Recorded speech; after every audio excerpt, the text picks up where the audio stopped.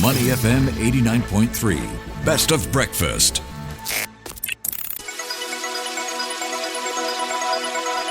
The U.S. Market Update with Money FM 89.3. Good morning and welcome to the U.S. Markets Wrap. I'm Dan Koh. It's a blockbuster start to the week on Wall Street. We've seen the Russell 2000, Nasdaq 100 and gold all touched all-time highs, even as the U.S. government shutdown stretches into its sixth day. Now, the broad market S&P 500 gained about 0.4% to end off the session at about 6,740 points. Meanwhile, the tech-heavy Nasdaq advanced about 0.7% to finish off at 22,942 points. Meanwhile, the Dow Jones Industrial Average, it fell, however, by about 0.1% to close off the session at 46,695 points. So joining us to break down the reason as to what's fueling this rally and if it is sustainable amid this political gridlock is José Torres, the senior economist at Interactive Brokers. Good morning, Jose. How are you doing today?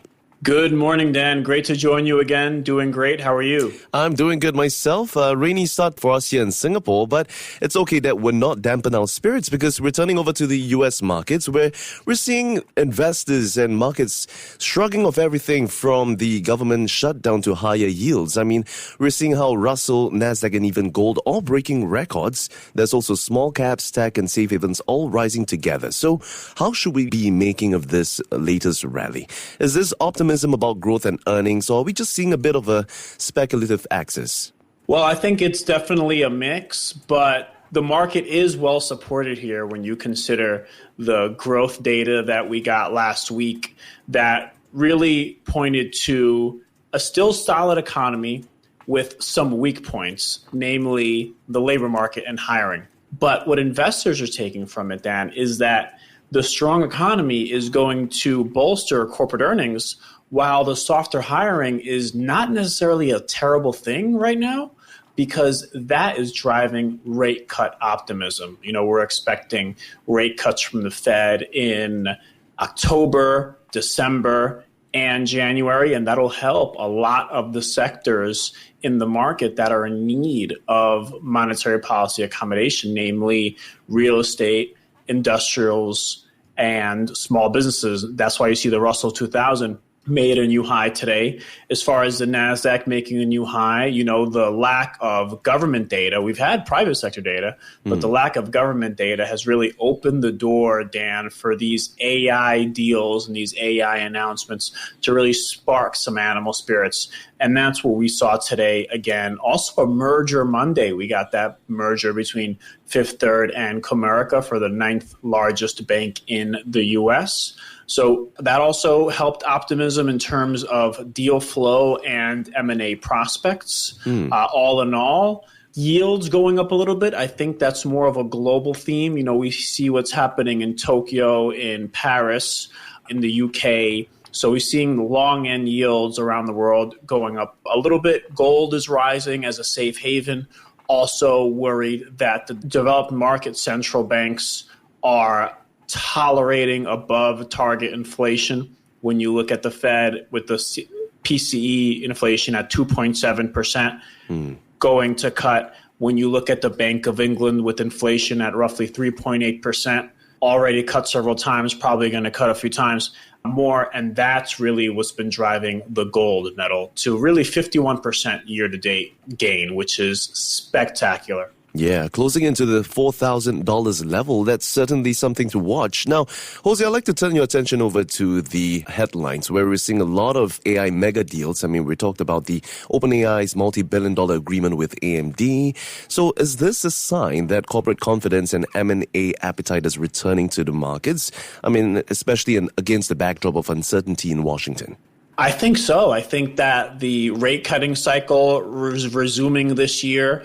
That definitely bodes well for M&A and also the returns on investments. The Magnificent Seven, they've been talking very positively about artificial intelligence. They've been continuing their capital expenditures. And that really solidifies the confidence amongst investors that we're still in the early innings of AI. Now, of course, with a new revolution, a new modern technology like this, there are folks on the street talking about bubbles and speculative frenzies. But, I don't think we're there yet. I still think we have a lot more to run before we could have somewhat of a meaningful correction. And we may not have one at all, Dan, because all of a sudden, if these new technologies really do bolster corporate earnings in a broad way, then maybe it's not hype and maybe it is really terrific for the hype. Right. Fantastic point. And it's good to hear that at least there's still some room to run when it comes to tech, especially, with valuations just running sky high at this point. Now, Jose, let's talk a little bit more about some of the data that we received last week that's supporting expanding earnings. I mean, after all, we're flying a little bit blind on the macro front. Government data blackout means we haven't exactly have gotten official figures since Wednesday. So with that in mind, with the data blackout that's caused by the shutdown, especially missing jobs and inflation reports, do you think that the Fed would give more weight to, private indicators like PMI or regional surveys? And would that raise the risk of a policy misstep? Wow, that's a very, very voluminous question. Yeah. I think that at this point, Dan, the Fed got to go with what it got. Yep. They're open. They have 12 branches around the country. Each office is tasked on knowing what the economic conditions of that specific jurisdiction is. For example, the Dallas branch will know what's going on around there, San Francisco, New York, et cetera, et cetera. Yep. So you have that data. Of course, you have the private sector data. You have, a lot more data. And you're right, this government shutdown could be an augmented standoff. Our prediction market here has a 29% chance that it's going to continue through November 1st. So we're talking about a shutdown that could possibly be over 1 month, 30% odds of that. The Fed has to just take what it has and what it receives and just do the best it can with that. We have so much data now, Dan, when you consider ADP, Challenger, Revelio, the ISMs, S&P Global, the CNBC retail sales. We have so much data now where, I don't think the policy mistake would be severe or significant. However, there is an opening that payrolls are falling off a cliff and we don't know 2 or 3 months later. Now, that's not a high degree of likelihood. That's only a 10% chance, 15% chance. But if payrolls in September, the number that we didn't get last week, let's say payrolls were down 100,000. And let's say in October it's down another 100,000 and we don't know because the government's still shut down.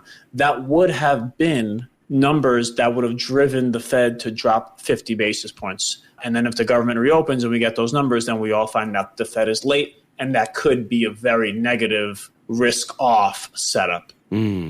Wow, that's a great overview, and thanks for breaking it down, especially in light of, the lack of information or data from the official front. But I think that paints a picture of what we should keep in mind, especially since, we're receiving a lot of data in this day and age. So let's now zoom out a little bit more for a quick international wrap, where we're seeing, Europe getting mixed signals with retail sales ticking up 0.1%, but the Eurozone construction PMI down at 46%. Australia, inflation's back on the radar, and over in Hong Kong, growth is slowing. But the biggest story that is happening abroad has to be coming out of Japan, where we're seeing for the first time ever, Japan electing a woman to lead the country. I'm talking about Sanae Takaichi. She's now the head of the Liberal Democratic Party and soon to be Japan's first female prime minister. And markets are certainly quite happy with this news. I mean, Nikkei surged to roughly about 4 to 5%. The yen weakened past 150. So how are you reading this news, Jose? And is this a genuine, reflation story? And I mean, would this finally bring back some growth into Japan's growth story? It's going to be very interesting. She's definitely an expansionist when you consider her fiscal ideas. She wants to spend a lot more and stimulate the economy. And that's why equities in Japan did so well, because that's music to the ears of equity investors. Now, for fixed income investors, that's a little more problematic and more along the lines of what we've been hearing from Tokyo in the last few years. And just the budget deficits and the debt loads and the demographic issues remaining significant. So we'll see how she can thread that needle and appease market participants and the economy with fiscal stimulus without driving debt too high, ideally somehow bringing revenues into balance. Also going to be pivotal will be her relationship with U.S. President Trump. And then finally, she does have nationalistic characteristics, so that could mean weakening relations with Beijing nearby.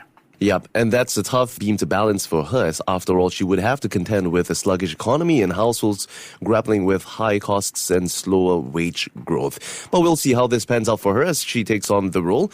But meanwhile, thank you so much for joining us this morning and talking to us all about the latest in the markets, Jose. Absolutely a pleasure. Great to see you all, and I hope you have a great day. Likewise, Jose. We've been speaking to José Torres, the senior economist at Interactive Brokers. Keep it right here with us on Money FM 89.3. Before acting on the information on Money FM, please consider if it's suitable for your own investment objectives, financial situation, and risk tolerance.